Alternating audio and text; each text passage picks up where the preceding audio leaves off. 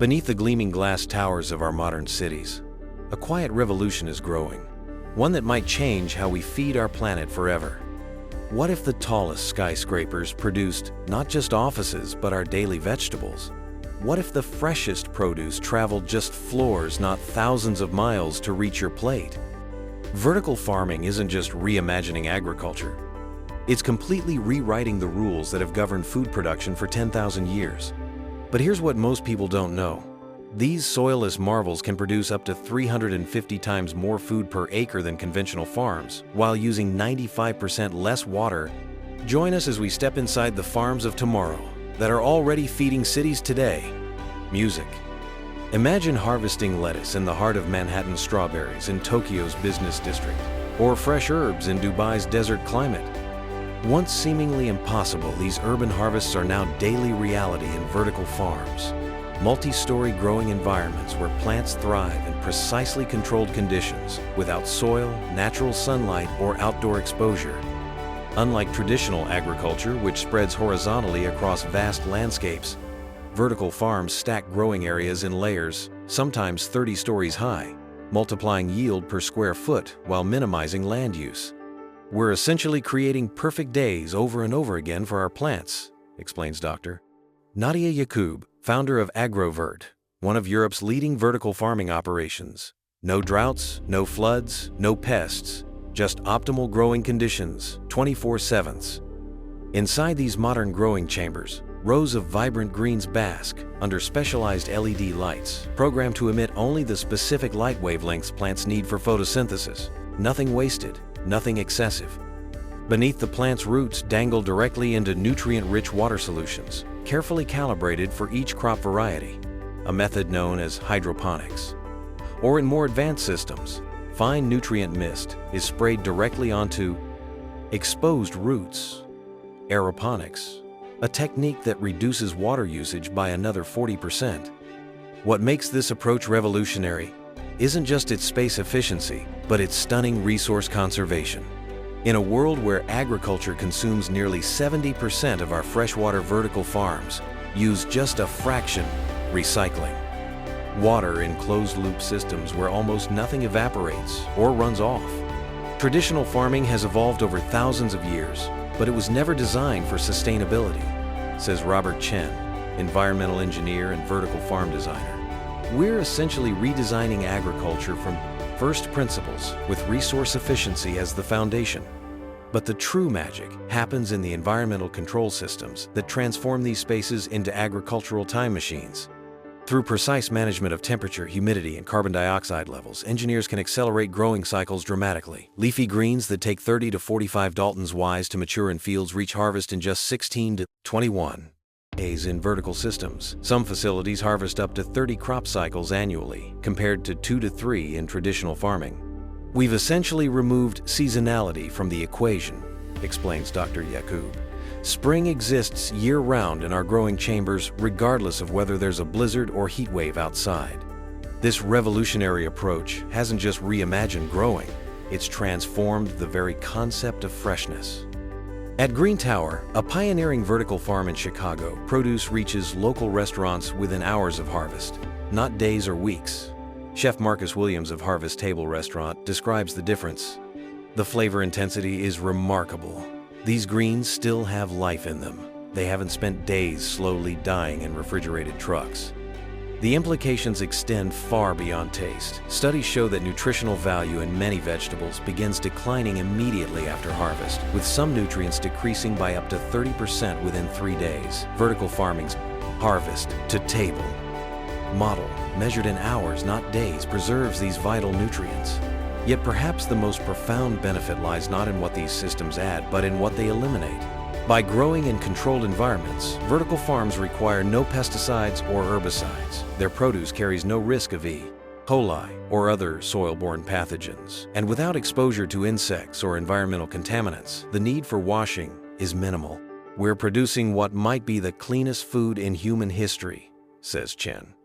Food that never touches soil, never experiences pests, and never requires chemical intervention. The environmental implications are equally powerful. Conventional lettuce grown in California and shipped to New York generates roughly 8 pounds of CO, 2 for each pound of produce. The same lettuce grown in a Manhattan vertical farm reduces that carbon footprint by up to 98%, while eliminating agricultural runoff entirely. At Sky Harvest, a vertical farm in Rotterdam, solar panels and wind turbines supply much of the operation's energy needs, creating a nearly carbon-neutral growing system. We're approaching the concept of zero-impact food, explains Facility Director Emma Vanderberg. Food that nourishes people without depleting the planet. The implications for global food security are profound. In regions with limited arable land, harsh climates, or water scarcity, vertical farming offers a path to food independence. Singapore, a tiny island nation that imports 90% of its food, has embraced vertical farming as a cornerstone of national security. Its 30 by 30 initiative aims to produce 30% of nutritional needs locally by 2030, largely through vertical and urban farming. In arid Qatar, where temperatures regularly exceed 115 degrees Fahrenheit, the world's largest vertical farm now produces over 2 million pounds of greens annually in a facility powered by solar energy. Yet despite these remarkable advances, vertical farming faces significant challenges. The startup costs remain substantial, with advanced facilities requiring $10 minus $15 million investment. Energy usage, particularly for lighting, represents both an environmental and economic hurdle.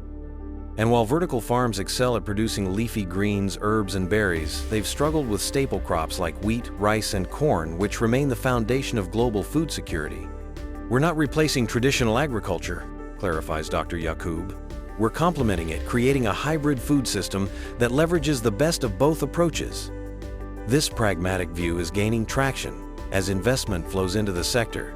Big food producers, insurers, and technology companies have poured over $2 billion into vertical farming startups in the past 5 years. The economics improve each year, says financial analyst Hassan Mohammed, who specializes in agricultural technology. Lead efficiency has doubled, while costs have halved. Automation has reduced labor requirements by 80%. And consumer willingness to pay premium prices for ultra-fresh, pesticide-free produce creates viable business models. As technological advances drive down costs, vertical farming is expanding beyond leafy greens. Experimental facilities now grow strawberries, tomatoes, peppers, and even small fruit trees in vertical systems. At future farms in Tokyo, scientists have successfully grown dwarf wheat varieties in a 15-story vertical system, a potential breakthrough for staple crop production. We're still years away from price competitiveness with field wheat, admits research director Dr. Tanaka, but we've proven it's technically possible, and the efficiency gains are continuing to accelerate. Meanwhile, the industry is exploring innovative hybrid models. In suburban Montreal, Vertifresh operates a farmy scraper, a massive greenhouse on its lower levels for sun-loving fruiting crops with fully artificial vertical systems on upper floors for leafy greens and herbs.